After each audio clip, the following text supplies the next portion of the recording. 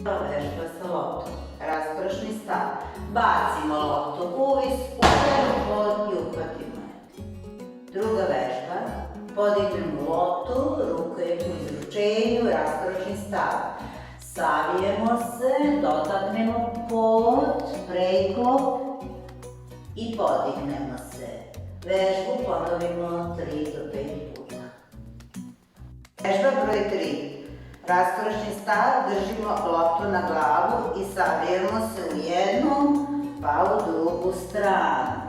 Vežbu ponavljamo 3 do 5 puta. Vežba broj 4. Držimo loptu ispravljenu laktovima, idemo u jednu pa u drugu stranu. 1, 2, 1, 2, 1, 2. Vratimo se u početni položaj.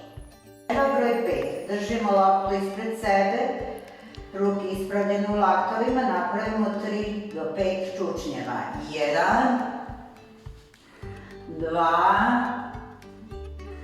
3, 4, 5.